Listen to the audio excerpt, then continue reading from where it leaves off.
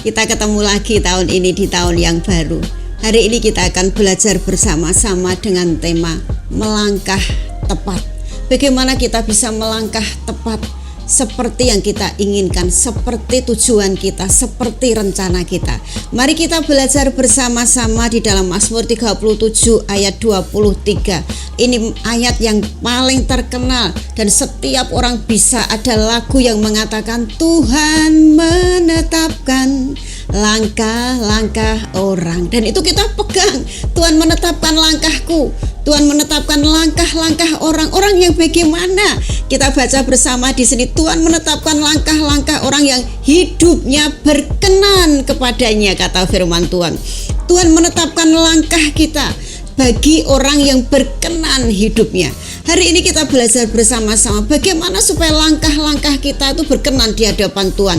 Dan Tuhan menetapkan langkah kita, bagaimana supaya kita berkenan di hadapan Tuhan. Mari kita lihat ayat yang pertama. Dikatakan di sini, jangan marah karena orang yang berbuat jahat, jangan iri hati kepada orang yang berbuat curang. Yang pertama, supaya kita berkenan di hadapan Tuhan, tidak iri terhadap keberhasilan orang curang, tidak iri terhadap keberhasilan orang yang curang. Itu yang dikenan Tuhan. Orang yang semacam itu yang ditetapkan langkahnya oleh Tuhan. Tuhan menetapkan langkah-langkah orang yang hatinya tidak iri terhadap kecurangan orang lain, terhadap keberhasilan orang lain yang curang. Kita belajar hari ini supaya kita berkenan di hadapan Tuhan. Kalau kita berkenan, Tuhan menetapkan langkah-langkah kita ke depan. Yang pertama, tidak iri terhadap keberhasilan orang curang. Yang kedua, dikatakan di sini percaya hanya kepada Tuhan. Mari kita lihat ayat yang ketiga. Mazmur 37 ayat 3. Percayalah kepada Tuhan dan lakukanlah yang baik. Diamlah di negeri dan berlakulah setia. Percaya hanya kepada Tuhan, percaya hanya kepada janji-janji Tuhan, percaya hanya kepada firman Tuhan. Mari kita hanya lihat firman, mari kita hanya dengar firman, mari kita hanya mengisi hati kita dengan firman dan percaya kepada semua janjinya. Tidak percaya dengan berita-berita di dunia. Dunia ini mengatakan tahun ini lebih sulit daripada tahun yang lalu, tapi orang yang dikenan Tuhan tetap percaya kepada firman-Nya, tetap percaya kepada janji-janjinya. Dan orang yang percaya kepada firman Tuhan, percaya kepada Tuhan dan janji-janjinya, mempunyai kelakuan dan buah kelakuan yang baik. Dikatakan tadi di sini, percayalah kepada Tuhan dan lakukanlah yang baik. Kalau kita percaya kepada Tuhan, kelakuan kita, karakter kita itu baik di hadapannya. Bagaimana kita supaya dikenan oleh Tuhan dan Tuhan menetapkan langkah-langkah kita karena kita berkenan di hadapannya? Yang pertama, jangan iri terhadap keberhasilan orang lain. Yang kedua, tetap hanya percaya kepada Tuhan dan firman-Nya. Kemudian yang ketiga, kita lihat Mazmur 37, tetap di Mazmur 37 ayat yang keempat. Dan bergembiralah karena Tuhan, dikatakan bergembiralah karena Tuhan.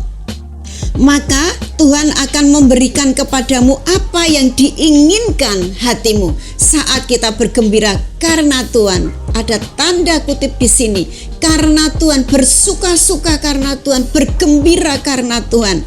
Yang pertama, jangan iri terhadap keberhasilan orang curang. Yang kedua, percaya, hanya percaya kepada Tuhan. Yang ketiga, bergembira di dalam Tuhan. Bukan hidup ngawur, tapi kita bergembira karena Tuhan, bergembira di hadapan Tuhan. Saat kita bersuka-suka di dalam Tuhan, Tuhan berkata, semua keinginanmu akan kuberikan kepadamu.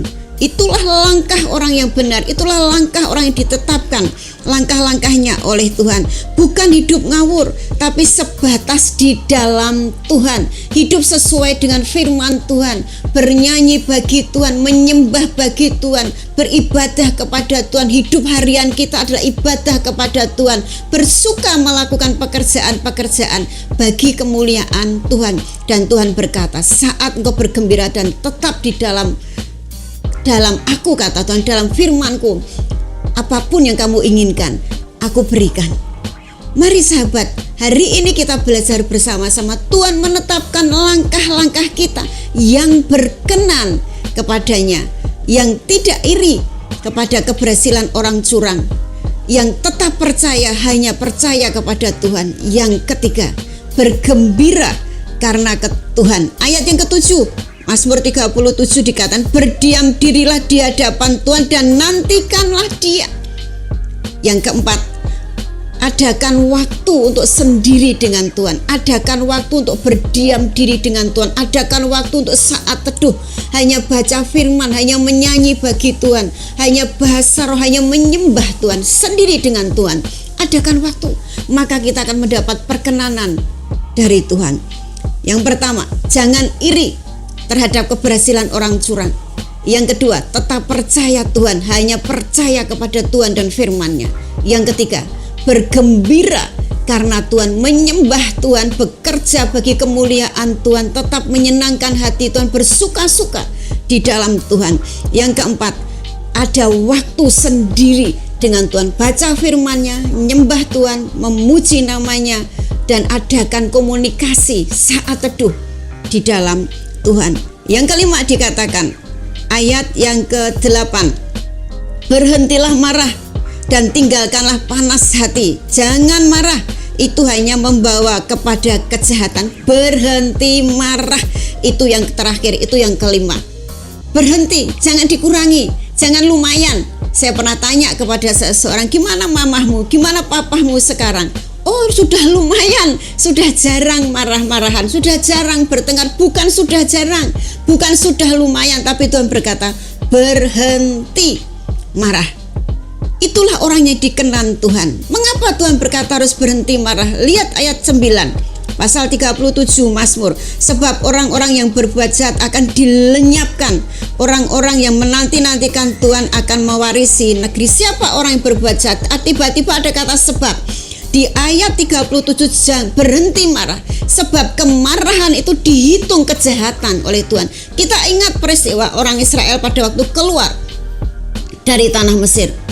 Tuhan hitung 10 kali kalian memberontak terhadap aku. Setelah saya baca berkali-kali, 10 kali itu karena mereka bersungut-sungut, tidak bersuka cita, tidak bersyukur. Dihitung suatu kepemberontakan.